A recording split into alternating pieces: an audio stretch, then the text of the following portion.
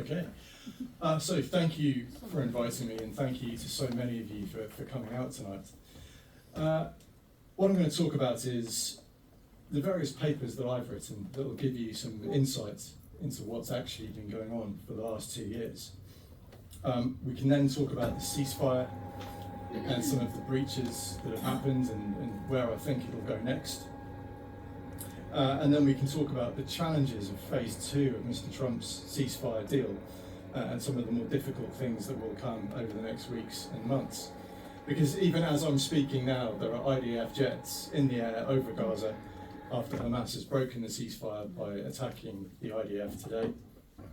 And this just shows you how challenging and complicated this is. And I was very sceptical when Mr. Trump announced peace in the Middle East, because anyone who's studied the Middle East for a long time knows that there are no easy solutions in the Middle East. So during the war, I've been to Gaza 3 times, twice with the IDF, once with the Gaza Humanitarian Foundation. I've also been into tunnels in Lebanon with the IDF, the Yahalom Commandos, which is their underground warfighting specialists. And as it happens, I've also been to the front lines in Ukraine, but we're not going to talk about that today.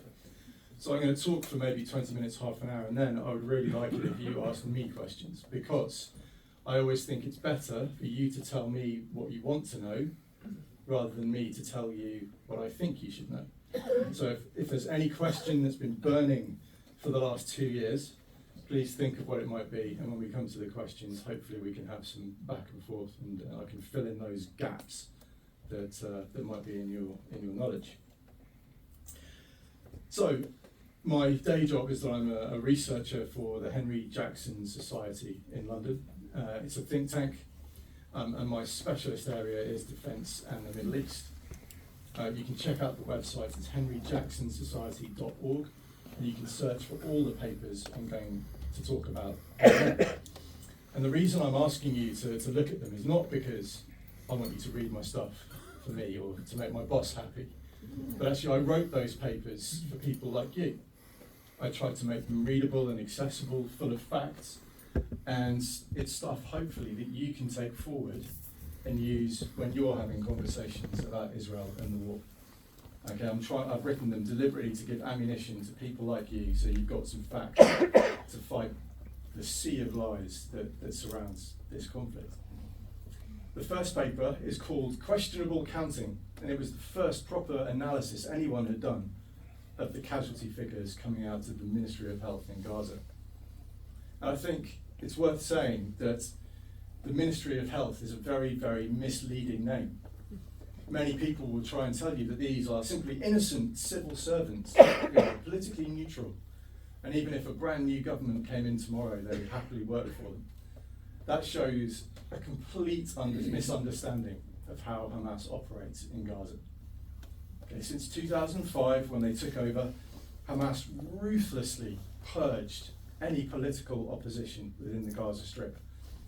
Not only did they build up their fighting units, which was the Al-Qassam Brigade, they were, to all intents and purposes, a conventional army. They didn't have tanks, they didn't have planes, but they certainly had brigades, battalions, companies, a very high level of weaponry and sophistication in how they operate. But they also created their own government. All of the judges, all of the ministers, all of the administrators are all Hamas loyalists. And they still are to this day. So it's incredibly disingenuous. It's a lie that the world's media presents them as somehow a neutral and fair organisation that's simply doing their best. They are absolutely doing the will of Hamas, and you cannot separate Hamas's fighting brigades from Hamas's civil administrators. They're one and the same. So what I tried to do with this paper is do the job that the world's media didn't do. Basic scrutiny and checks. We only used open source intelligence. We didn't have any sources on the ground in Gaza doing extra checks for us. We just checked what we could with what we had. And we found many mistakes. We found men listed as women. We found duplicate entries. We found adults listed as children. We found someone on there who died in 2014. Okay, and actually it doesn't matter if this was deliberate or not. I'm not suggesting that they were deliberately trying to do stuff. They may well have been deliberately trying to do stuff, and in fact it's likely they did, but I can't prove it. But what I can prove is that those lists weren't reliable, and it was wrong of the world's media to rely on them for nearly 18 months until my paper came out. And when you do an academic paper, it's always open to other academics arguing with you, and of course that happened. But I had the best possible verification of my paper from a very unlikely source. It came from Hamas. Because 3 months after my paper came out, they announced to the world that they agreed with me and promptly deleted 3,000 names from the list completely. Okay, so this was just basic stuff that the world's media should have done but didn't.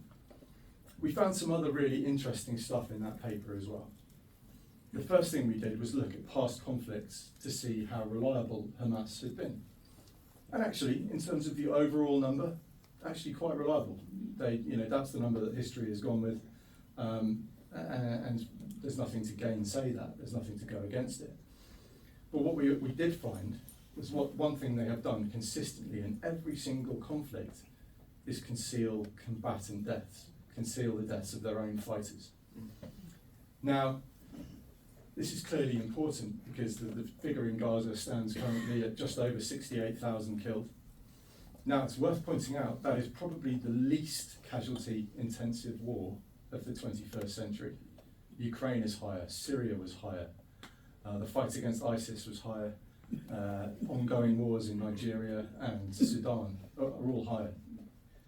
Just today, you may have seen the videos that came out of Sudan. Absolutely horrifying. The bloodstains can be seen on satellite, such as the scale of the massacres that's happening in Sudan right now. That could easily reach 1 million killed in the very near future, and yet the world's media doesn't discuss this at all. But we have this number of 68,000, and that's been used to beat the Israelis with, because to believe the world's media, you'd think they were all civilians. You'd think that every single person in Gaza was innocent, and the Israelis had just been throwing missiles into Gaza for fun. In previous conflicts, Hamas have hidden those fighter numbers, and the IDF claim 25,000 roughly dead. Now you might ask, why can't the IDF give us an accurate figure? Now let me give you a soldier's perspective on this. War is an incredibly chaotic thing to be part of. If you look at Hollywood films, they very rarely give a fair and true representation of just how intense that experience is. And the closest I've seen on film is actually the opening 15 minutes of Saving Private Ryan, where you have that complete chaos and it's noisy and your adrenaline is flowing and it's scary. It's absolutely terrifying. Now, imagine you've just done that, and then you go back to your base or whatever it is, and they ask you, how many people did you kill? How many people were shot? No, it's just not possible to give a really accurate total.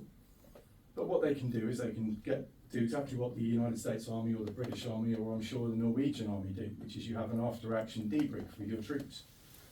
And you kind of get a sense for what happened and how many people were killed. And if you get enough agreement, then you've got a figure to go with. And the IDF do that with every contact. They then pass that up the chain and it gets added to the total. So they can give you a rough number, but that's why they can't give you that perfectly to the number accurate estimate of how many Hamas and allied fighters have been killed. So what we also did was look at IDF estimates in previous conflicts to see how accurate they were. We know Hamas's overall numbers were roughly good. We know 6 months, a year, 5 years down the line, they announce how many combatants had died once the media furore has died down. And actually in previous conflicts, the IDF were about accurate as well. So when we say 68,000 dead and 25,000 of them Hamas, that's probably about right, I would suggest. But again, that is an incredibly low number of civilians killed for the amount of munitions dropped. And you see this online all the time, where people say they've dropped more TNT than the explosive power of Hiroshima and Nagasaki together. Okay, the fact that only 68,000 people are dead after more than 100,000 tons of munitions have dropped is remarkable. That shows the IDF is taking incredible care with civilians. they've killed less than one civilian for every ton of explosive dropped. Okay, that doesn't happen if you're not looking after civilian lives. Now, of course, civilians will die in war, and please don't think for 1 second I'm not incredibly sympathetic to anyone who's innocent in Gaza that's lost their lives. That is the tragedy of war. But it's not a war Israel started, and it's not a war that Israel wants. We also looked at media coverage during the campaign, and this is the sort of set of figures that I think will be very surprising. Or maybe not. But we looked around the world at who was using these figures and in what context they were using them. And we found out that of the 5 major outlets that we looked at, it was NBC in America, BBC, and a few others, Australian Broadcasting Corporation, 98% of them were using Hamas's figures. 3% of them were using the IDF's.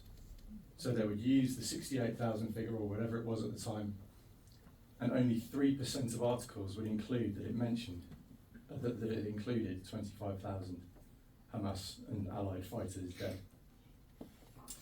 One other thing that gets thrown around that might be useful to you to take away is they say, well, Hamas only had 30,000 to 40,000 fighters at the start of the war. Therefore, it's unrealistic to expect that 25,000 of them have been killed.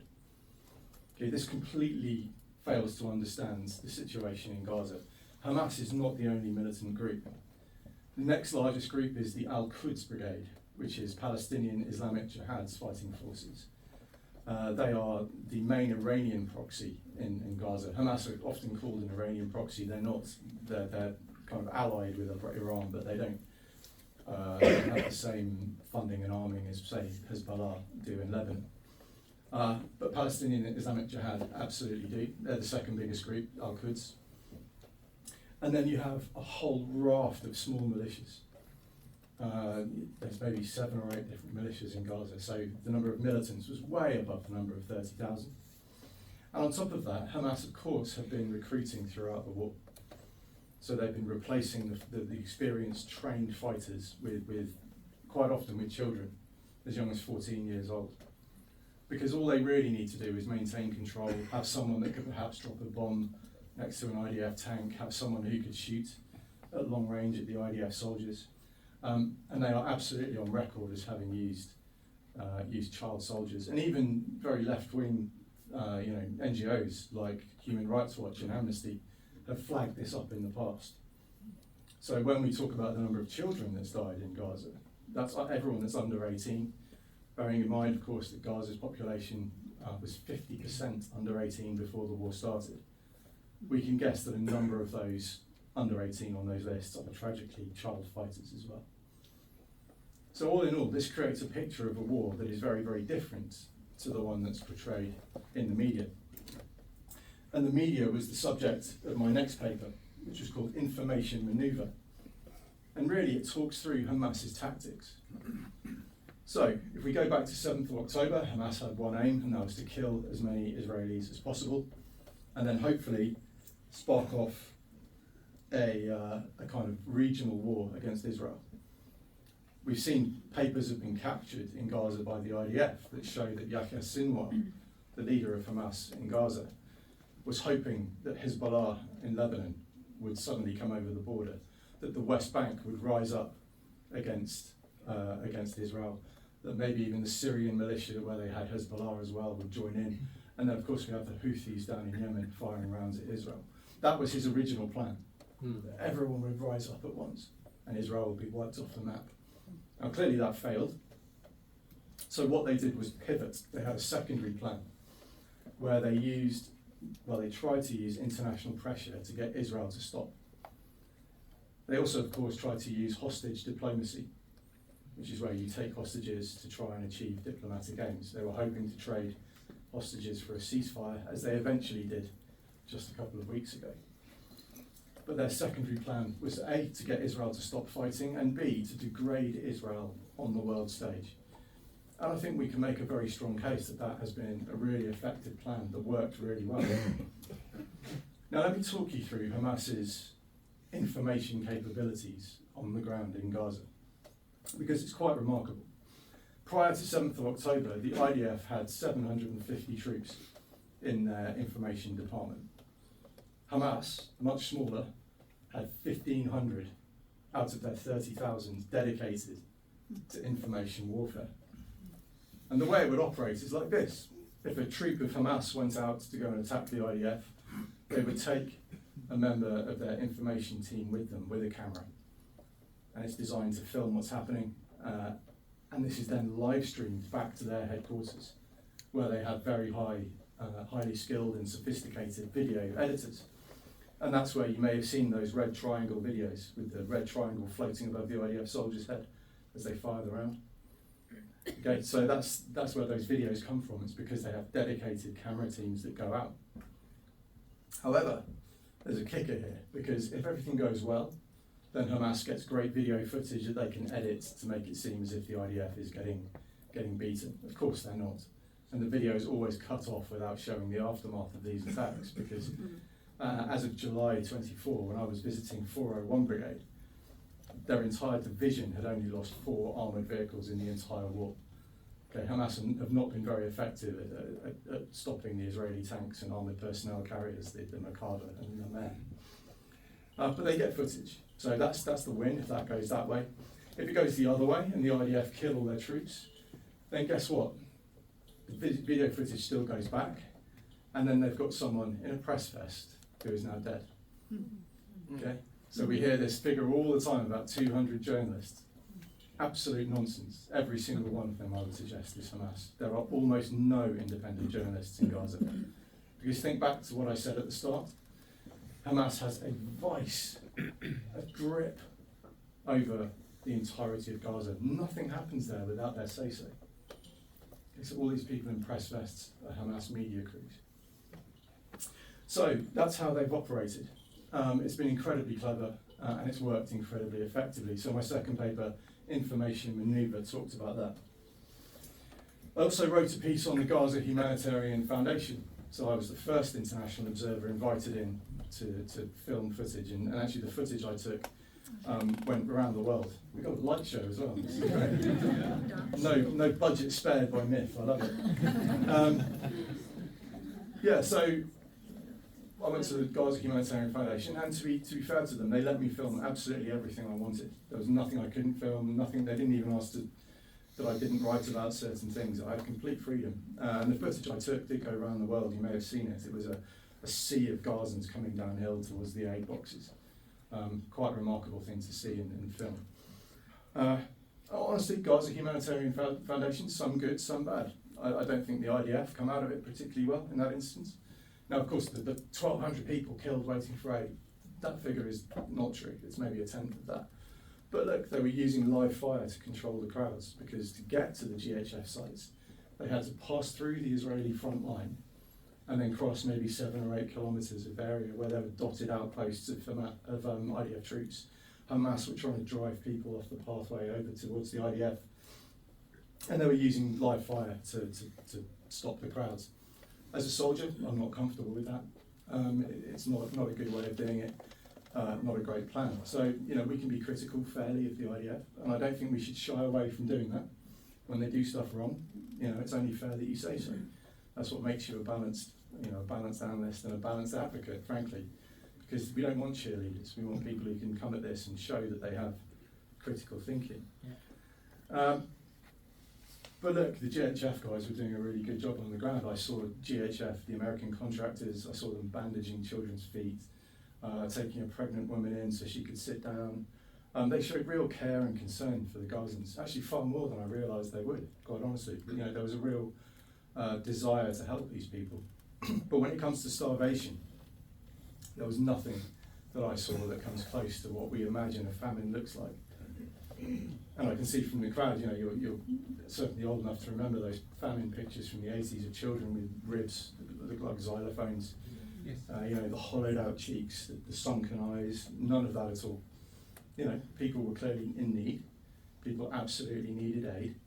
But the idea there was a famine is ridiculous. Since they declared famine in Gaza, there should be, by the IPC, by their own metrics, there should be 10,000 people dead of hunger in Gaza if there was a famine. As it happens, there's about 149 since the start of the war. Okay, so this is, 400 since the start of the war, 149 since they declared famine. So there is a thousandth of what they should be. Okay, so this is absolutely not a famine by any metric at all. Now, what we do have is a situation where there is a war going on, and in some certain areas, there will be pockets of hunger. And again, we shouldn't deny that. That's just what happens in war zones. If people weren't hungry in certain parts of Gaza, that would be a miracle, quite frankly. But what we do know for a fact, by the UN's own figures, is that 3,000 calories per day, on average, have gone into Gaza per person since the start of the war. Well, I'm a big guy. I don't need 3,000 calories a day to keep going. The recommended is 2,000 for an adult human. There is enough food in Gaza for everyone, and there always has been. So the big question is, why isn't it reaching some people? And the reason is Hamas and other militants seizing the aid. 95% of UN convoys, 95% were getting intercepted by militants. On top of that, the GHF, 0% interceptions because they armed their convoys. Now you can call this militarising aid if you want to. You can call it politicising aid if you want to. Frankly, I don't care. As long as the aid is reaching the people that need to eat it, I don't care if it's politicised or militarised. I just want people to be fed and not go hungry. And again, that shows there's something, a slightly skewed perspective that some people have on this conflict, is they would rather Gazans go hungry than they would get them fed if it means a win for Israel. Absolutely twisted way of looking at the world. So that's the starvation piece I think dealt with. And then my next paper is coming out 4th of November, and this is the lessons that we can learn as Western militaries from the IDF. Now it's not a bedtime read, it's 20,000 words of fairly complicated military stuff. But there is a huge amount of things the IDF have done very well in Gaza that our armies can learn from, because we know we have a threat over on the Ukrainian side of Europe. We know that our armies might well be, thank you mate, back in the room. We know that our armies might have to go to war in cities, and who's just spent 2 years fighting in probably the most complex city any army can fight in. That's clearly the IDF. And I think it does bear repeating that the tactical situation in Gaza is one of the most complicated scenarios any army ever has fought in. So you have a place of 2 million people where the civilians are prevented from fleeing by Egypt. Their reaction on 7th of October was to lock down their border with Gaza. So 2 million people, the civilians can't flee.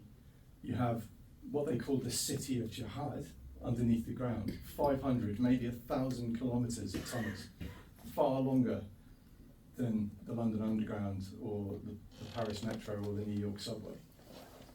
You had the entirety of civic life dominated by Hamas. You had a battlefield that was above ground, at the tops of skyscrapers, underground in the tunnels, and then 360 degrees around you on the streets. And you had an enemy that was actively trying to get their own people killed. Okay, so my paper, Hamas's Human Shield Strategy, gives you 268 different examples of Hamas and how they have deliberately tried to force their civilians into harm's way. And remember, that's because they want to have headlines. These are monsters. That's a really important thing to remember. Now, I've seen more footage of 7th of October than even most Israelis have. I've seen the 47-minute video, and I've seen various other stuff regarding the sexual assaults and the rapes that happened that day. That stuff they very rarely put anywhere near public, for very obvious reasons, because it's protecting the victims. You know, the last thing the families of these poor people want is the suffering and misery of their loved ones to be broadcast to the world, to be denied by the people who support the other side, you know, are backing Hamas. So I can understand why they haven't shown it, but I've seen it, and it is far and away the most horrific thing I've ever seen in my life. And I include 3 tours of Afghanistan on that. And it's so awful, I won't even describe it to you. Some of the things Hamas did on that day are truly into the realms of the demonic and the monstrous. The way they treated the various people they tortured and killed. Okay, so we are dealing with truly the worst of humanity when we talk about Hamas.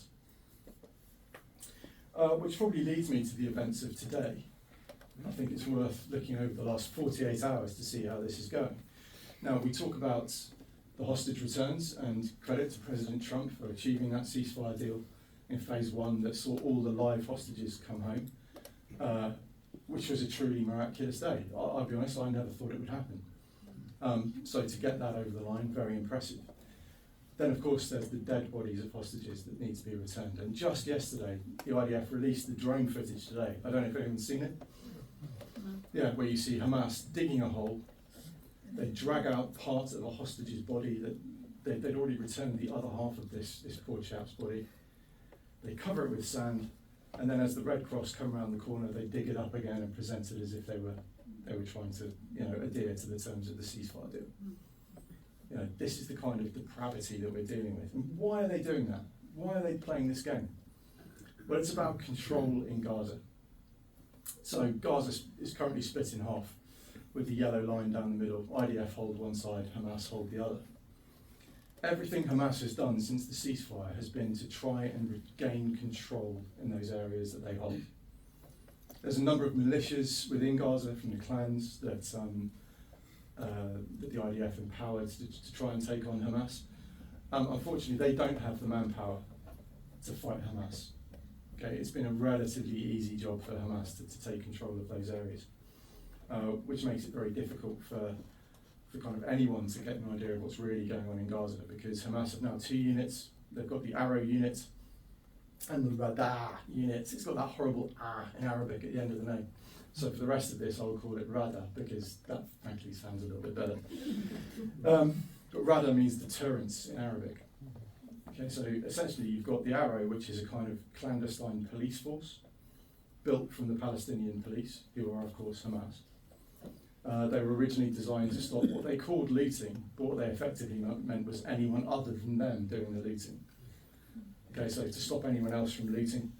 And then you have the deterrence force that was set up using loyalist soldiers to attack the clans who had been empowered and were taking control of some areas of Gaza. So you've got Arrow, which is police, and then Rada, deterrence force, which is a paramilitary organisation, and they work very closely together.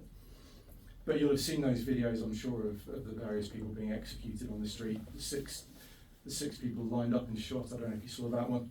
Yeah, that was Rada, I believe, was the ones responsible for that. So that's the sort of thing they do. And, as I said, very difficult to know what's going on in Gaza, but about 3/4 of the people they have so far executed are civilians. Okay, not from these clans. So 3/4 of all the deaths are just innocent civilians who've been caught up in trying to get aid or accused of being informants to the IDF. Again, that doesn't get reported. The challenge with phase two then is going to be that complete Hamas ownership of that area of Gaza. How on earth do you replace them? Because the second you say, right, if you're Hamas, you can't be in government anymore, then you lose the judiciary, you lose the police, you lose the guys who take the bins out, you lose every function of civil life. And we did that in Iraq back in 2003-4. Anyone who had been part of Saddam Hussein's regime was banned from holding any kind of position, which meant that you had nobody filling them. And you had a vortex, and then bad actors filled the vortex. And that's the danger in Gaza. But that means you have to try and come to some sort of accommodation with Hamas, which is clearly not acceptable to Israel. So that's the first challenge. The second challenge is that we're working through this transitional authority, eventually getting to an elected government once again that the people of Gaza can vote for. And of course, if you don't get to that point, then you basically got people who are run by a dictatorship, so they're not going to accept that. But at the moment, Hamas is polling 70 to 80% across the West Bank and across Gaza. So if there were an election tomorrow, Hamas would win at a landslide. Okay, so how do you get past that? So there's some really tricky challenges that need to be confronted when it comes to Gaza going forward. And as we speak, because of their ceasefire breaches, they attacked the IDF just today. The IDF have announced that they're going to bite off chunks of the area beyond the yellow line. Of course, the challenge there is that Hamas have now had time to put IEDs in the ground, they've had time to set up ambushes, or they can just do what they did in Gaza City, where they drop their weapons and just melt away. And they become incredibly difficult to target. So my hopes for phase 2 are low. I think what we're probably looking at as a most likely scenario is that we'll see a repeat of what's happening in Lebanon, where the IDF just lets them get on with it, but retains the ability to strike back in as and when needed. It's not a permanent solution. It's certainly not peace in the Middle East, but it's also better than full-scale war. How the reconstruction goes forward is another big question. We know we're talking about an international security force going in. Who's going to make that force up? There's talk of Indonesians, there's talk of Turkish, which the Israelis have said no to. There's all kinds of suggestions going around. We know there are 196 American staff officers trying to plan this right now, and 4 Brits, that's right. Four officers are in there doing the PowerPoint slides. But yeah, that's an almost impossible mission, because the second you put them in there, I give it weeks until one of them goes bang, because Hamas have targeted them in some way or another. Or they just wait 3 years until Trump's gone, and then they pick up again. One of the 2 options, I imagine, is likely. How do you sell that to whichever country they're from? You're in Gaza, your troops are dying at the hands of Hamas. You know, I can see that turning into a sort of Vietnam situation very, very quickly. And of course, they won't be anywhere near as capable as the IDF. They won't take anywhere near the care that the IDF takes with civilian lives. And so we could potentially see even more Gazans dying as a result of this security force on the ground. And that's before you get to all the other problems I've just mentioned. So very, very tricky situation. There are no easy answers in the Middle East. And if you ask me what the answer is, I don't know, quite frankly. Okay, it's a matter of managing all of these different factors and just trying to get to a place where it's less violent than it is now. But the bottom line, I think, for Israel is that their borders are once again safe. There's a buffer zone. Hamas's capability to fire rockets is completely destroyed. Hamas's capability to repeat 7th of October is hugely diminished. Okay, so bottom line is Israel's safe, and then what happens in Gaza, frankly, is the Gazans' problem. And that's whose problem it should be. Because I think if we're going to get to a solution, one of the things we need to do is have accountability for the Palestinians in Gaza. Stop treating them like children. Stop saying that, you know, they need people to come in and help them and they need aid. Okay, they need to stand on their own 2 feet if they're ever going to be a proper country of their own. If that's what they want, they need to take ownership of it. But that needs to come from inside, and that's a long way off. Okay, I'll hold it there, and then we'll open the floor to questions, if that works for you.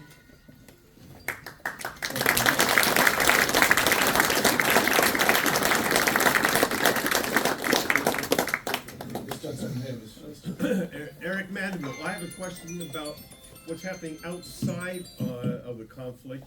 We look at the Geneva Convention. And you're not supposed to use women and children to hide. You're not supposed to use schools and hospitals to hide behind. And yet Hamas has done so very successfully over decades. Will this bleed over to other parts of the world where people are saying, well, it really doesn't matter, and we achieve our goals by hiding behind women and children and schools and hospitals? Yeah, I see your point completely, and that is the danger of letting Hamas have anything that looks like a win, is that it encourages these tactics. Now, the difference, I think, with Gaza is that it's almost unique. It's almost unique in the scale of the depravity of Hamas.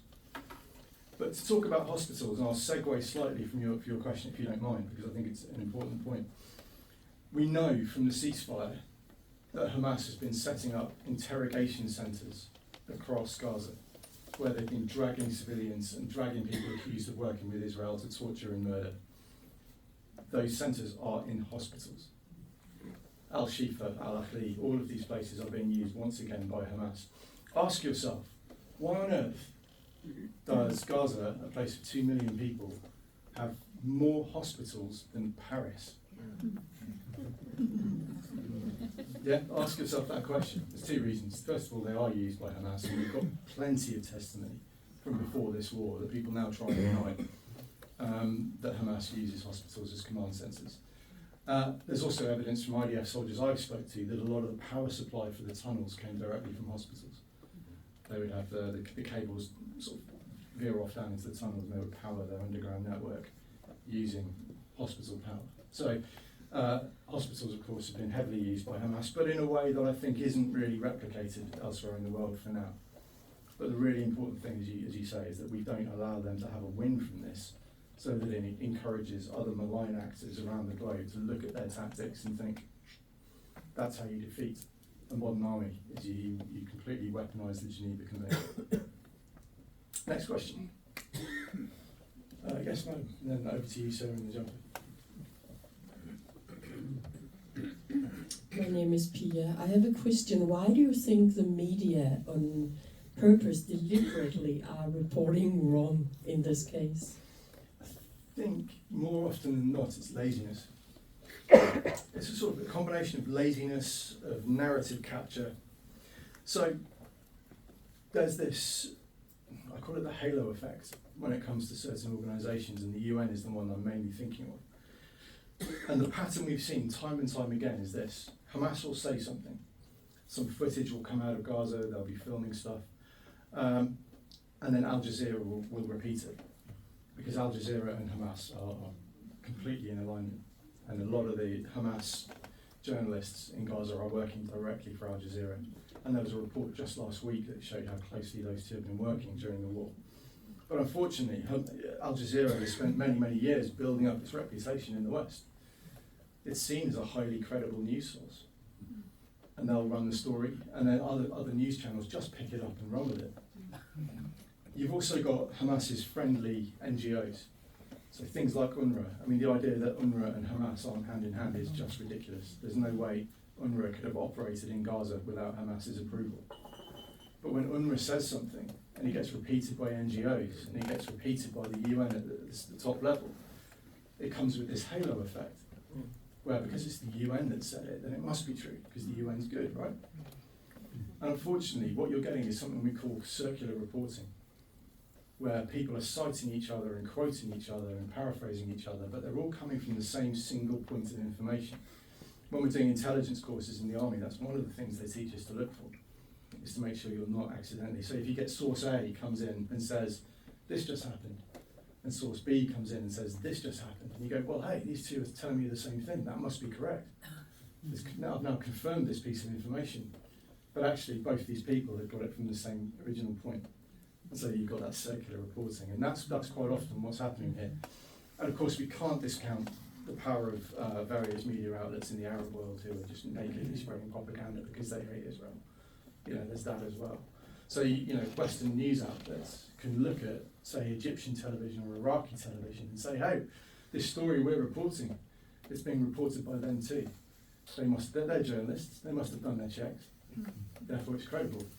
And so you have this, and then once the narrative is set, it's incredibly difficult to change it, because once I put my casualty papers out, saying, by the way, you've been reporting on this wrong for nearly 18 months, actually, how many news agencies in the world are going to go, hey, sorry, we've been misleading you for 18 months, sorry about that. It's not going to happen, is it? So once the narrative is set, it's very difficult to kind of change direction. And the final point I make is that we have, how best to phrase it, we have a situation where the world, certainly in the West, is framed as oppressor versus oppressed. And in that framework, there's almost nothing that, if you are categorized as oppressed, there's almost nothing that you can do wrong. You're blameless. You know, you've lost your power because you're oppressed, so it doesn't matter if you commit a massacre of 1,200 Israelis. It's because you're oppressed. You know, there's your get out of jail free card. Okay, and that sort of paradigm, that way of thinking about the world is also very powerful in the West, certainly. And I think a lot of people's positions on this conflict actually comes down to David and Goliath, and who you think is David and who you think is Goliath. I think that's quite a powerful kind of Christian heritage that we've got in the West, and very often people split along those lines. Yes, just that. My name is Dimitri. Speaking of Christian, I'm a Christian Lebanese. Okay. So I know a lot about what Palestinians do in the area, because we took a lot of Palestinians into Lebanon and they started a civil war. So the whole labeling of which organization it is, I think that's irrelevant because they could rebrand. PLO just became something else, that became something else, that became Hamas. That's irrelevant. It's a religious fight. The only two countries in the whole area that have problems are Lebanon, because it was given as a Christian country by the French, and Israel, which was given as a Jewish country in a surrounding of Islamic surround. That's not racist because I'm from there, so in case. Another thing is, let's say things as they are. I'm trying to say. Another thing is the infiltration of the West pre-October 7, that when October 7 happened, you were even scared to change your profile picture to an Israeli flag, because the infiltration happened before that. And everyone says that, yes, it started on October 7, but I think the invasion of the West and the mentality of the West started a long time ago. I'm witness to that. I moved to Switzerland in 99, I moved to Norway in 2003, and I was talking about that for so much, and no one was listening. And now people still don't listen, and the consequences are going to be very deep. My question that's affecting me mostly, it's the relation to Norway, for example, or the West, what's happening here, and to my home country, my origin country, which is Lebanon, and why did Israel stop their attacks on Hezbollah, which is a terrorist organization? Why did they stop their attacks? And how was your visit to Lebanon, by the way? So I went to a town called Maroun al-Ras in the south of Lebanon, which is just over the border from an Israeli town called Avivim. And we drove at night time, like two attacks whilst we were there, so we were in and out of the shelter, then we got in the vehicles, drove there, and the entrance to the tunnel was through a cemetery. So the gravestones were just there, and the tunnel entrance was right next to them. The tunnel itself was remarkable. It was 2 kilometers of underground tunnel, drilled into solid chalk, far more sophisticated than the sandy Hamas tunnels in Gaza. It had air conditioning, it had tiled floors, it had a fire suppression system hanging from the roof. It had full electrical wiring and lights underground. Very, very impressive engineering feat. We did some open source intelligence when we got back as well, where we looked at how on earth they'd hidden this. And what we found was, over the years of building, they'd been building a road on top of this mountain that went nowhere. So they'd taken the spoil out, put it down, said it was the road, but the road just went absolutely nowhere. So that's a really interesting thing. And then we also looked at the electrics. We looked at the light fixtures, and we looked at the tubing and the making, the marks that were on them. And they're only available in Iran for sale. So that was really interesting as well. But the most interesting thing is, from a soldier's perspective, was how the tunnel was designed. It was completely straight. A few little bends here and there, but nothing major. But what that tells you as a soldier, this is not a tunnel that was designed to be fought in. Okay, so if it's not designed to be fought in, what's it for? It's a staging tunnel. As you come out of the exit back into the graveyard, you climb up out and you look down the hill, and there's Avivim between the two hills that are in front of you. And it's designed so that Hezbollah fighters could go to the tunnel in their civilian clothes, changed into uniform, pick up their weapons, and launch downhill into Israel. That's what the tunnel was for. And that's now been flooded with concrete by the IDF. But yeah, so that was really interesting, visiting that part of Lebanon. That's the only bit of Lebanon I've been to, so I still need to go to Beirut. But when it comes to the way this is operated in the West, I think it goes back to the Soviet Union, particularly for the Palestinian issue. But of course, Lebanon, PLO, strong connections, so I think it all ties together. But the Soviet Union were clearly trying to spread their influence around the world. And the major American foothold in the Middle East was Israel. Everything else, particularly look at North Africa, heavily funded by the Soviet Union. Gaddafi was in Libya, was kept afloat by Soviet money. And a lot of the reason for the Arab Spring is that in 1989, all that money dried up. The funding wasn't coming through, and you had generally strong men from minority tribal groups in charge of these countries. And the majority eventually didn't see the benefits of that Soviet money anymore, and it took them 10, 20 years to actually get angry enough to try and overthrow the government. But you can trace all of that back to the death of Soviet, what we call Arab socialism. But when it comes to trying to fight Israel, that's because it was America's big outpost in the Middle East, is how they saw it. And we see 1964, we see Yasser Arafat come out of Egypt, go to Moscow, get his degree, and then come back to the Middle East and start the Palestinian Liberation Organization. Now, prior to 1964, sort of 1967, Palestinian wasn't even a thing. It wasn't even, anyone Palestinian kind of applied to Israelis, it applied to Arabs, it didn't really matter. It was just a kind of generic catch-all term. But they changed the narrative. Again, I've talked about the power of narratives. All of a sudden, the Palestinians weren't a bunch of Arabs from all around the Middle East who'd come to Israel to work and had stayed behind in two areas after the 1948 war. 1967 war, Gaza was run by Egypt. The West Bank was the West Bank of the River Jordan. It was run by Jordan. Nobody was talking about Palestine then. They had years, if the Arabs cared that much about a free Palestine, they had years where they controlled what is considered Palestine today, and yet they did nothing. And the reason this has all changed is through Yasser Arafat and the PLO. And the Soviet Union were very good at targeting their sympathizers in the West with the narratives that they wanted to see. And they targeted certainly the far left in the UK and in other countries with this Palestinian narrative, and it's the dominant one now that runs. But that's why this is such a touchstone issue to particularly the far left in the UK. I don't know if it's the same in Norway. Oh, yeah. Yeah? Okay, so it's the same thing. It's because these were the people whose ideological ancestors were targeted by the Soviet Union with this propaganda. And we can see Soviet psychological tactics being used even today. And there's a variety of stuff published in the 80s talking about the kind of narrative fight against Israel.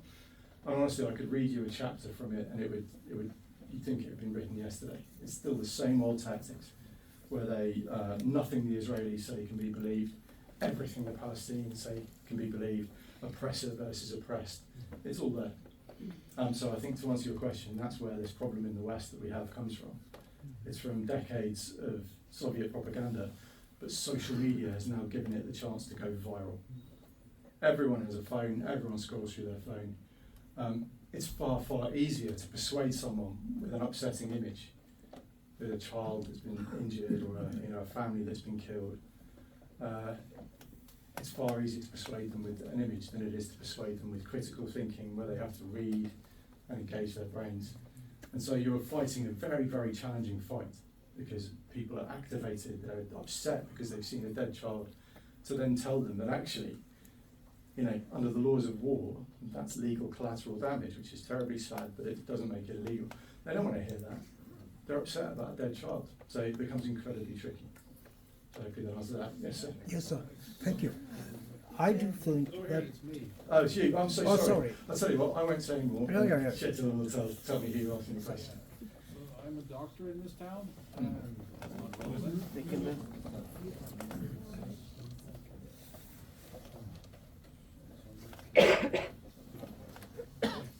Så länge som man har låtit det för lovligt så ska det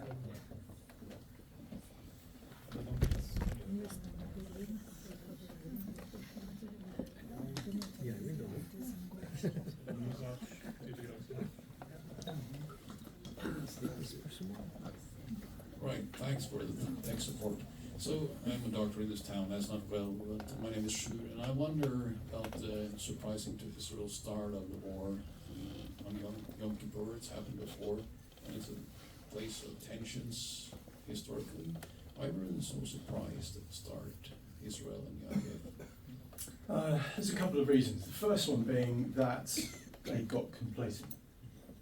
It's as simple as that in the first instance. They were convinced by a very clever Hamas deception campaign, where Hamas had said, hey, keep getting Qatar to give us money. We're not a threat. Palestinian Islamic Jihad, they're the threat. and they staged that war in 2017 with PIJ, convincing them that they were the Iranian-backed threat, all of which is true, but they also convinced Israel that they weren't a threat. And then we see a very similar situation to 9/11 in America, where they had all the pieces of intelligence they needed, but nobody put them together. So when the young girls who were doing their 2 years of service were in the lookout post at Nahal Oz, the military base, and they were, seeing Hamas conducting rehearsals and reporting it back up the chain, that was ignored. So that was a real failing there, and you can ask your own questions. I don't have an answer as to why they were ignored, but they were ignored. Just before the attack, Hamas put Israeli SIM cards into their phones, and so the Israelis picked up a flood of Israeli SIM cards activating within Gaza, but didn't put two and two together. And the other factor was that they were focused on Lebanon. They were focused on Hezbollah and the Radwan forces, the special forces of Hezbollah. They were the ones that they thought were going to come down from the north and commit a 7th of October style attack. And, from the tunnel I saw, that's exactly what Hezbollah were planning. But it didn't get to that point because the Israelis on 7th of October moved 4 battalions of armour into the north, which deterred Hezbollah from joining in. That's probably one of the most decisive moves that was made on that particular day, was to move those troops into the north.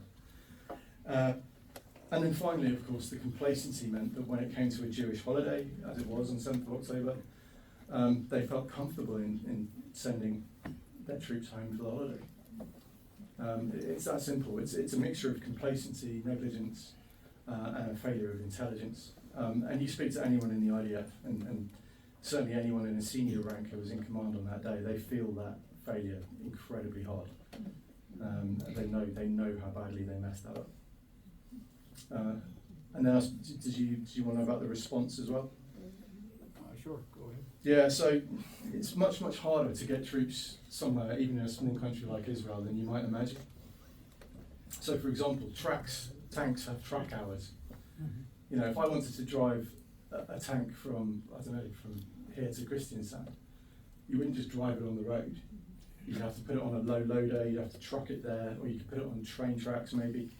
But Israel's not set up at this point in time, on 7th of October 2023, to have the ability to move their armour around the country at any pace or speed. You've also got everyone at home for the holidays. Jewish people very often turn their phones off on holidays. They certainly do on Shabbat. But the soldiers might not have been there to pick up the phone. And then, of course, once you've got these soldiers spread around the country, their base in Re'im has been smashed. A lot of people from Golani Brigade were killed on 7th of October because that was the unit that was down there. So that brigade has been decapitated. That brigade is now out of action. The soldiers' uniforms, weapons would all have been down there in Re'im, so they have to get the rest of the IDF in. And then those soldiers have to get to their bases, they have to get their weapons out, they have to get their vehicles ready to go, they have to get orders, they have to issue radios, they have to fill the radios with the crypto that you need to make the radios work. All of this stuff takes minutes, but those minutes build up into hours. And that's why there was initially just a response of units just taking themselves down there on their own volition to go and commit some quite remarkable acts of bravery. Cool. Yep. No, my name is Doug Finn. I have a question, and it's a kind of not the elephant in the room, but the camel, and it's Islam. And I read the book by Ayaan Hirsi Ali, Pray, from 2021.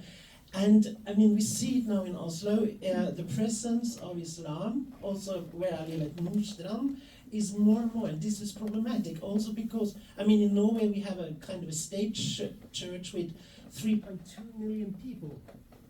And røyk den? Den er stabil, men jeg kan snakke veldig høyt. Okay. Okay, I continue. Yeah, please do. Yeah, and so that's the problem. We have this kind of state church, but as a Catholic, I would say, okay.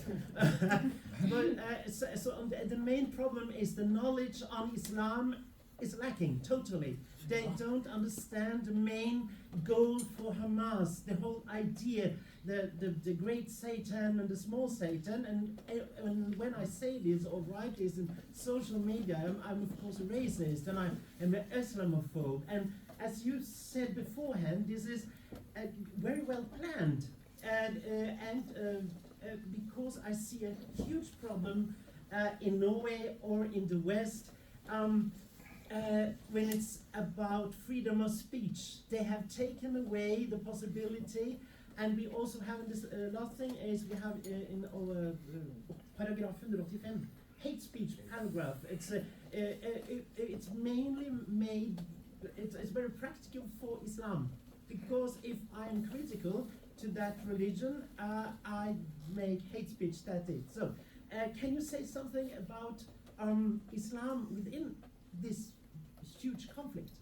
Because one needs other countries, Islamic countries, to come and help. Yeah.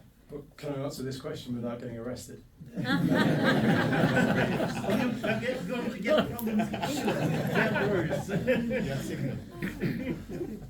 Look, I think we need to split out Islamism from Islam. You know, there are perfectly decent Muslims living in the West who are quite happy to embrace our societies and our cultures. The issue when it comes to Gaza particularly, I think, is a number of very, very poorly understood Islamic ideas, and the first one is waqf. Okay, and that's the idea that once territory has been Muslim, it is haram for it to be in the hands of anyone else. There's also the idea of the Ummah, where they see Jews killing their fellow Muslims, and they immediately stick together effectively. It's it's unacceptable that Jews should be killing Muslims, and we saw a very good example of this, I think, in Qatar when Israel tried to kill Hamas's leadership. So all of these states that have been playing nice with Israel, so even the UAE, even Saudi Arabia, all of them got together for that conference immediately afterwards to condemn what Israel had done. Okay, so there is always a very clear line of tolerance, particularly when it comes to the Jews and Islam, and so certainly the more extremist parts of Islam.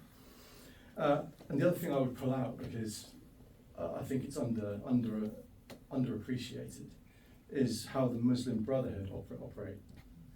Okay, they are a serious threat. They are a part of Sunni Islam, and they are banned in numerous countries in the Middle East. Okay, so this is not a group that is kind of a really popular kind of Middle Eastern idea that kind of we have to tolerate here. Absolutely not. You know, this is banned in the Middle East. And the way they operate is the same way that Hamas operated in Gaza. Hamas is an offshoot of the Muslim Brotherhood. Okay, and they effectively go from the bottom up. They don't try and come in and invade a country and take it over from the top down. They come in at the bottom. What they did in Gaza, they built mosques. They pushed out the number of mosques in Gaza nearly quintupled. They went 5 times the number of mosques once the Muslim Brotherhood got into Gaza, and they preach radical version of Islam in these mosques. They also put money into organisations that are kind of deniable, so into charities, into the media, into the university sector. And look no further than Qatar, another major Muslim Brotherhood country, and how they operate in the West. They own more of London than the royal family. Okay, this is how they operate, and then all of a sudden they get a groundswell of support. And in the UK, we're now starting to see radical Muslim politicians being elected. Okay, and again, that is also part of their strategy. So that's the bit that really concerns me.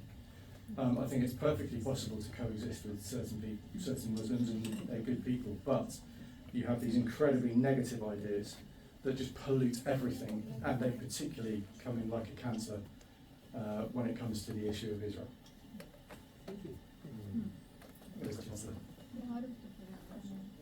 Who's got the microphone? Anyone?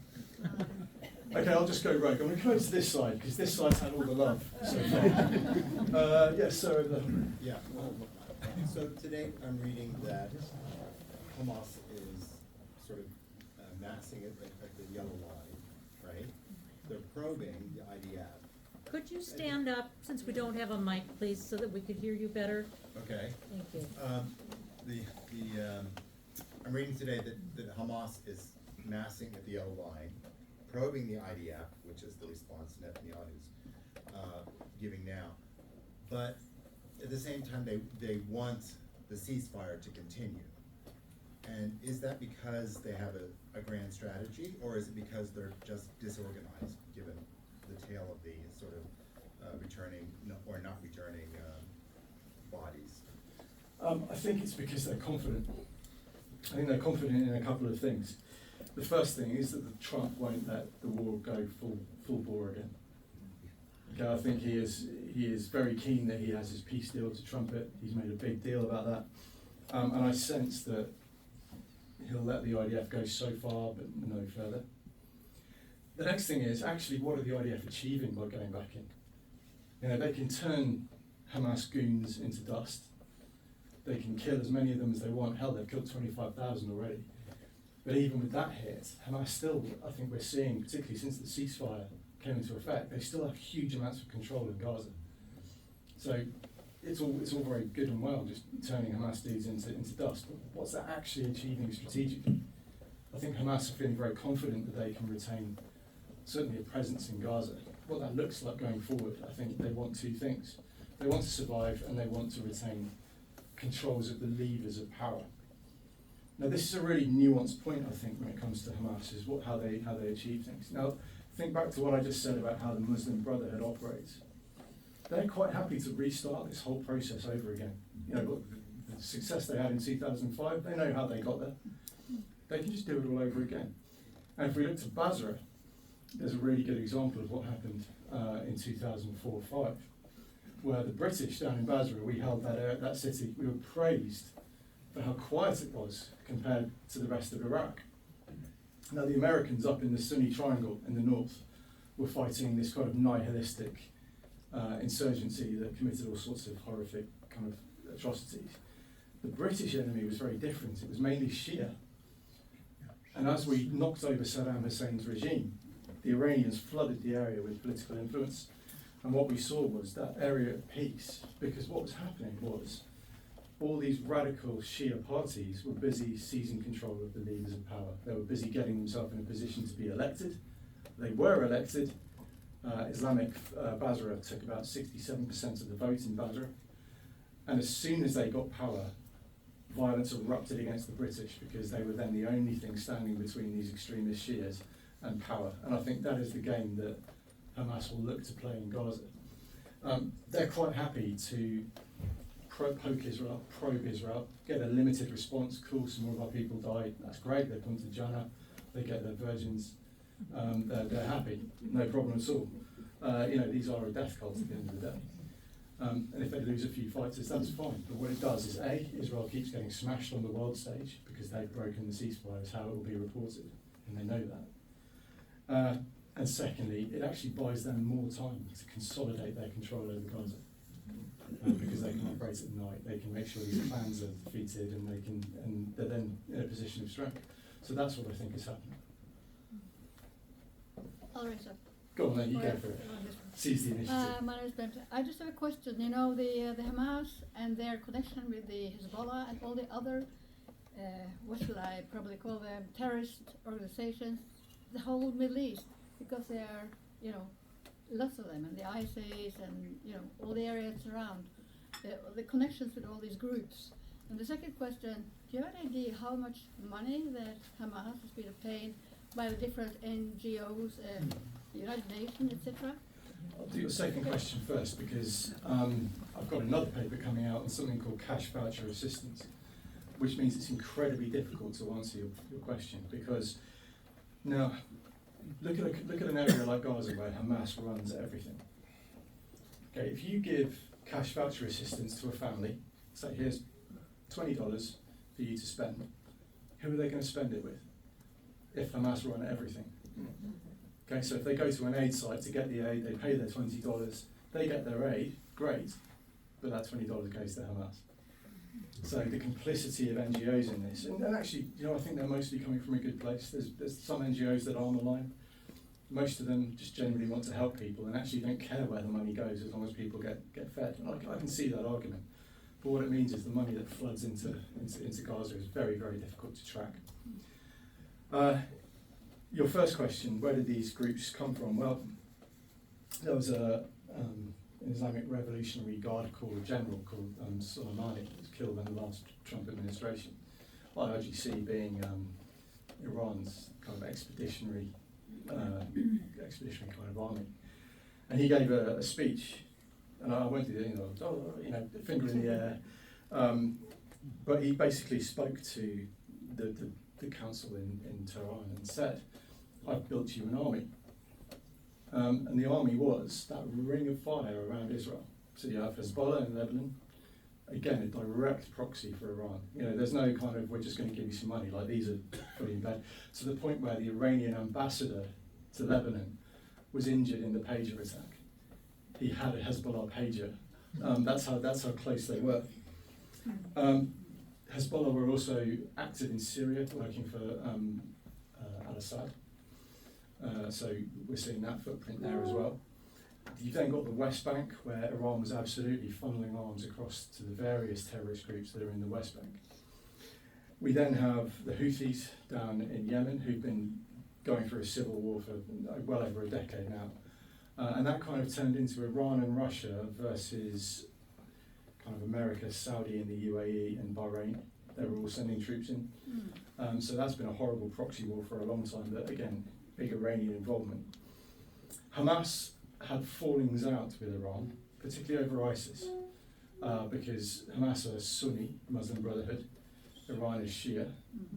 And so when Iran's policy towards ISIS, they had a big falling out for a while, they didn't talk. And then they eventually kissed and made up. But the Hamas element were not a direct proxy. They were allies of Iran, but not that direct proxy, but they certainly spoke and coordinated. So that was kind of the ring of steel around Israel, and the big kind of unlocking of that came with the defeat of Hezbollah, because they had 150,000 rockets pointed at Tel Aviv, and the idea was that if Israel did anything against Iran, they could overwhelm Israel's missile defences in an afternoon. And the fact that Israel was able to wipe out that rocket supply. Now, don't get me wrong, they had thousands of people displaced from northern Israel. They had the Majd al-Shams tragedy where those children were killed playing football. They took a lot of incoming rocket fire, but because of how well the IDF performed, they weren't able to get all of those rockets in the air at the same time. And so, as Hezbollah collapsed, that basically collapsed the entire ring of steel around Israel, which paved the way then for those attacks on Tehran and on the nuclear facilities that we saw earlier this year. Okay, so I finally found. Well, okay, I did not find a microphone that works. Hello? Yeah. Okay. I think it was one here first. Yeah. I'm not sure if it's enough, so just speak loud if. Yeah. Does it work? No. Earlier this year, genocide experts and keep it close to your mouth. What? Keep it close. Earlier this year, genocide experts. Earlier this year, it's not playing. It's not playing, right? Okay. Do you want to borrow mine? Yeah, I'm good. So genocide experts and the UN declared that there is a genocide in Gaza. So first of all, I don't understand how that came to be, and how can people respond to people who use that as Yeah, of course. Yeah. Okay, so the question for those who didn't hear was if the UN have put out a report saying it's genocide, and if the International Association of Genocide Scholars have said that, how can you argue against it? And it's relatively simple, but it does require people to engage their brains, unfortunately, and that's always the challenge when it comes to this debate. So let's talk about the Genocide Convention. Okay, it's the intent to destroy a group of people using 5 different things that can happen. So killing them, injuring them, stopping births, and a couple of others that skip my mind right now because I'm not a genocide lawyer. But what I can tell you is, just as if you or I committed a crime right now, we leave here, we stab someone in the street, that's a crime. Okay, and it's the crime of murder. And why is it murder? Because you intended to kill someone. Okay, so the intent is absolutely critical. Now, if we went to a court, certainly in the UK, I'm assuming it's the same in Norway. If you went to court in the UK, certainly the burden of proof is beyond reasonable doubt. Okay? If you go to civil courts, it's on the balance of probabilities, which is 51%. But beyond reasonable doubt is right up here. The intent bar for genocide is even higher. Okay, the intent bar for genocide is that it cannot be anything else. And nothing I have seen has suggested that there is an intent from Israel to wipe out all Palestinians. Okay, they use speeches from various politicians like Yoav Gallant, Netanyahu, the President Herzog, but they've cherry-picked lines from their speeches. If you then go put those lines back in context and read the rest of the speech, it's very clear that when they talk about fighting human animals, they're talking about Hamas. In the line they picked from Herzog's speech, he goes on in the very next clause of the sentence. It's not even a different sentence, it's after the comma.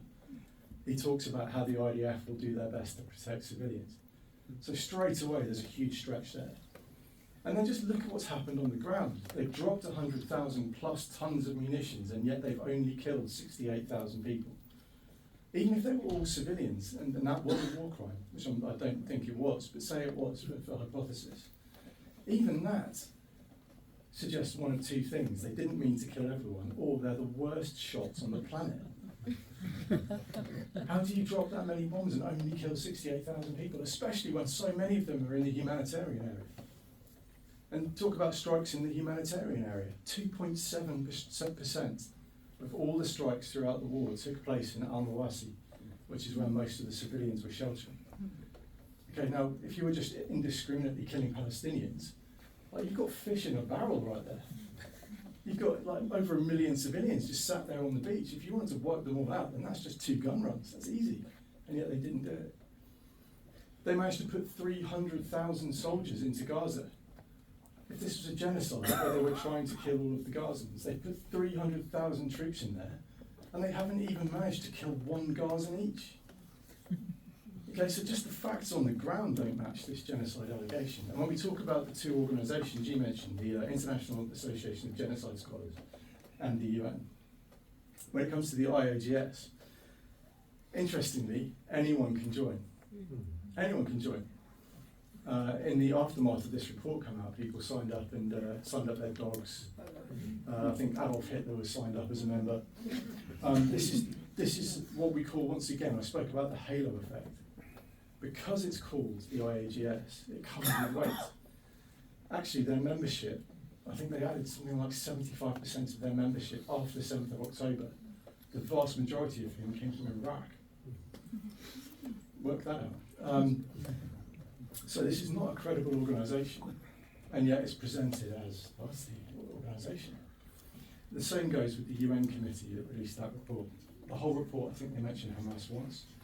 And this was written by 3 rapporteurs, all of whom have a long history of anti-Israel activism. Okay, so I can attack the substance of their argument, as I have just done as well, but you can also say that this is not a fair and balanced and honest report. It's not the UN saying it. It's one UN committee. It's the Human Rights Committee, which has things like Iran chairing the Women's Council. Okay, this is not a fair and balanced report in either case. Yeah, go on, sir. I have 2 questions. The first is Norway has acknowledged so-called Palestinian state and other countries as well. Can you give your view about that and how that has affected the dynamics in Gaza war? And the second question is, even though you don't have the solution to this, as you mentioned, can you maybe tell a few principles or which you think is the best way forward? First question really easy, second question really difficult. The first question was, what difference did Norway and other countries recognising a Palestinian state have? 0. On the ground, absolutely nothing whatsoever. There's a suggestion that the announcement of it by France, the UK, Canada, made Hamas torpedo a hostage deal. That's been suggested. But in terms of practical effect on the ground, absolutely nothing whatsoever. So we can forget that. I think it's a way of virtue signalling to a domestic audience more than anything else. When it comes to principles and guidance, and in the second question, for how we go forward, I think the first principle is that 7th of October can never happen again. We said never again back in 1945, and it turns out we didn't mean it. So I think never again really does need to mean never again going forward. So that's the first principle, I think. The second principle I suggest would have to be that when we look at how politics in Gaza going forward, how that takes shape, how that emerges, I think we just have to be very careful not to repeat the mistakes of the past and allow that to be subverted by Hamas or a rebranded Hamas or allies of Hamas. So that's the next one. The third one is the reconstruction needs to take place somehow. So you need to have a mechanism in place to make sure that doesn't get perverted again. So no more tunnels are built, no more lead piping repurposed as rockets, whatever it might be. So you have to make sure that reconstruction happens in a real, genuine way. But other than that, it is very, very difficult. I don't have many answers, but I think if you can make sure Israel's borders are safe, make sure that the political process isn't subverted, and make sure reconstruction isn't subverted, then that's a good thing going forward. So, go on. Are you going to have an arm wrestle? we need a border wall down the middle. Yeah, all right. I try to do it in English, that is your mother tongue, I suppose. So, I will. I recognized what you said about the Soviet Union, and I do think that you can see the same thing more or less in the policy of Russia today, because it's more or less the same thing.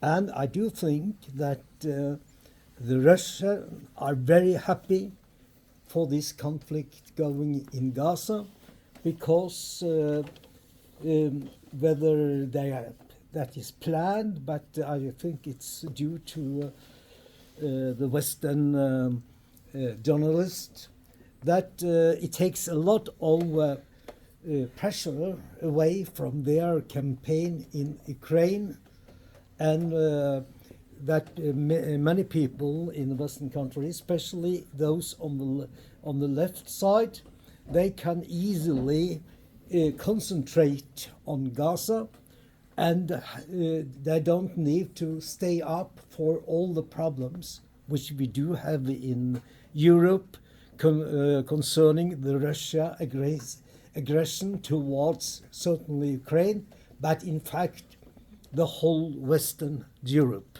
And I do think that that people in Norway actually are so frightened what can happen with our country in the north, in the sea and North Sea, or towards the Northern Pole, all this Barents Sea. They are so actually afraid for what can happen, that they actually, in a way, psychological way, they emphasize on the conflict in Gaza, because then they can actually have some morale to it. But I do think that the question, please. Yeah. No, the question is how you actually see this situation. I think you got my point. The situation in the West, particularly, where we go from here. Yeah. We've got another hour. I'll try to keep this relatively short. So, look, I think what the Gaza war has done is blown open a number of divisions in the West that we didn't realise were there.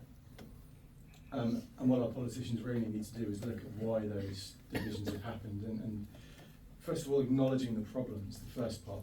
And I think our politicians are very often scared to admit there's a problem. Now, how have we allowed our young people to be utterly subverted by social media? How have we allowed a situation where a sort of non-European culture can come in and take over our streets. I mean, look in Birmingham, I'm an Aston Villa fan. In Birmingham, my club have been put in a position where Maccabi fans can't come to the area where our football ground is because they're not safe. Like, how did we let that happen? And to put a name on that problem is really challenging, I think, because the second you do so, you will get those hate crime arrests, you will get accused of being Islamophobic. And that's an incredibly difficult thing. So it needs bravery on the political front, I think, to fix this. And then we have to take a long look at our media and how badly they failed us. You know, you've got a state broadcaster I saw just the last week who was making jokes about Jews. That clip made it all the way to the UK. We don't often get Norwegian news in the UK, but that one did come all the way across. I think Haaland is the only one that we get regularly when it comes to Norway. But yeah, so that anti-Semitism did make it across. Like, how did that media culture come about? You know, where's that coming from? And I think we need to ask serious questions, particularly of our state broadcasters, both Norwegian and British, as to how this kind of groupthink has been allowed to emerge. So putting a name on the problem is the first thing, and that takes bravery. The second thing is examining how our media let this occur. And then thirdly, I think we have to address the cancer that is social media. The unfiltered disinformation and propaganda that booms into everyone's phones on a daily, hourly, minutely basis. That needs to be addressed, and I think there needs to be some accountability for social media companies for allowing this to happen as well. And then fourthly, probably teaching critical thinking in schools.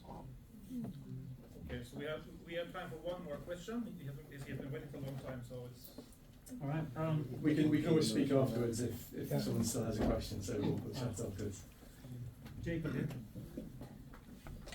on the note, how do we keep Jews in the Norwegian society safe?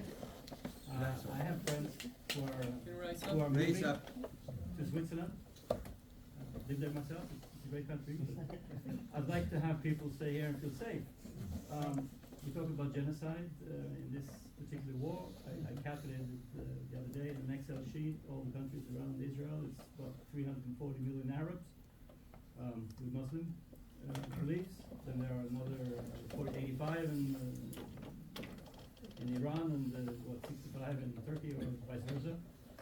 It's not. We're not killing all of them. Nobody's killing all of them.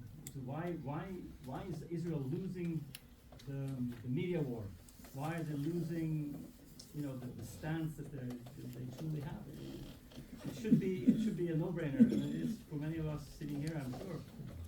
Especially for me, I have Muslims in my family. I have Christians in my family, and I have Jewish in my family.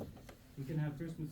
We can have all kinds of holidays together. It's no problem. Why is the liberal left attacking, and why is the LGBTQ attacking the Jews? Which part of Norway sees Gaza or the West Bank as a star somewhere where we want to be, or something that we would like to learn from? Why is that? So you get Ramadan, Christmas, and Hanukkah. You're lucky. The reason Israel lost the war on the information battlefield is they just didn't fight it. I think is the blunt line. Okay, stand fast. There's 1 billion Muslims in the world, and there's only a very few Jewish people. Actually, I don't like that argument, because that implies that all billion Muslims are bad, and I don't think that's true. We have countries like the UAE and Saudi that show that this kind of rapprochement, this kind of peaceful coexistence is certainly possible eventually. But I spoke to an Israeli general about this. Peaceful countries, you can ask the people living there, right? So yeah, of course. That's the same. That's the same for every country, of course. But look, the bottom line here is that Israel were too busy fighting the shooting war, the trigger war, and they didn't think that the information war mattered. Because actually, so far in Israel's history, it hasn't mattered. They've always been the bad guy. Certainly since 1967, when Arafat turned that narrative on its head and made the oppressor versus oppressed storyline come into existence. Certainly since '67, Israel has been no longer the underdog and always the bad guy, and it's never really hurt them that much. But that was before social media. And that's been the huge difference in this war, has been the ability for Hamas to spread their message in a viral manner, almost as it happens. So that's been the really big difference. But I spoke to a general from Israel. I said, "Look, why haven't you done this information stuff?" And he goes, "I don't have time to fight this war. I'm fighting the real war." And it's, you know, I can understand that. It shouldn't have been the army's job. It should have been the Ministry for Foreign Affairs, and they've been completely absent for 2 years. So I do hold them responsible for that. But it was a difficult fight, and they weren't ready for it. You know, they were caught by surprise, both on the ground and in the information arena. They just didn't see this coming, and it's, you know, once the narrative is set, it's so hard to change it. And Hamas got right in there, set the narrative. 7th of October was forgotten almost immediately. As soon as the first missile landed in Gaza, 7th of October was forgotten because Hamas were ready. And then your sort of the final part of that is, how do you keep Jewish people in Norway safe? Well, it's everyone in this room. You just have to make your voice heard. And that's not easy. You know, I have a large social media following. I get death threats every week for the position I take. I get direct messages just full of abuse on a daily basis. And actually it grinds you down. It's tiring. It's designed to intimidate you. It's designed to silence you. And it doesn't work for me because I have a big following. So I have lots of supporters who, when I feel it's all getting a bit aggressive, people come in and they lift me up, and that kind of works really well. But for someone who doesn't have a huge following, I can imagine that level of abuse must be incredibly intimidating and incredibly threatening. And so if you do put your head above the parapet for Jewish people and for Israel, you're going to take some incoming fire. And you have to be ready for that. But that's why it needs courage to stand up and say, you know, we value our Jewish populations, you know, we cherish their presence in our countries, and we want them to stay. Because they're Norwegian, they're British, they're American, whatever it might be. And that should be indivisible. So that's my message. I think probably a good one to finish on, is just to raise your voices and be heard. Yeah. Thank you very much.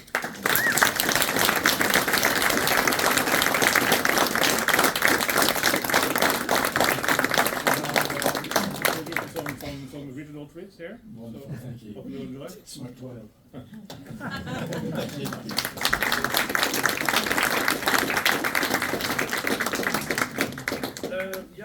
Da jo over til i kveld. Vi samles jo stort sett, bare det jeg har sagt, hvis vi ikke har vært på nyttmøter i Oslo før. Vi samles stort sett den siste tirsdagen i måneden, men vi gjør noen unntak. Så som sagt innledningsvis, følg med på, altså meld helt inn i MIFF, så dere får varsler, men ellers kan du følge med på nettsiden under møter.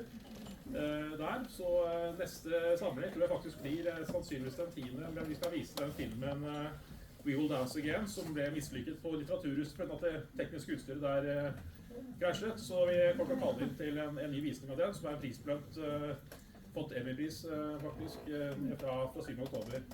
Så vi kaller inn de som da ikke fikk sett filmen ferdig, de får gratis billett, og så først, og så skal vi annonsere etter resten. Og så blir det også en annen ting som er planlagt i høst. Det jo da det tirsdag 2. eller 3. desember. Ja, da det den første tirsdagen i desember. Og da blir det jødisk flyktningedag. Som vanlig det hvert år i november-desember. Da kommer Lynn Julius fra England. Hun har familiebakgrunn som jøde fra Bagdad. Fordi det jo en veldig ukjent for de aller fleste historie om jødene fra de muslimske og arabiske landene i Midtøsten, hvor det bodde 1 million jøder flyktet fra, og drøyt halvparten av befolkningen i Israel har bakgrunn derfra. Så det en ukjente flyktningkatastrofe som vi setter fokus på hvert år. Så det en viktig dag å være med på å markere. Og hun har jo skrevet bok og hun har et ekstremt kunnskapsrik, så det setter av tid til å få med det møtet der. Så da vil jeg egentlig bare si takk for i kveld, og så ses vel flest mulig av oss på neste møte.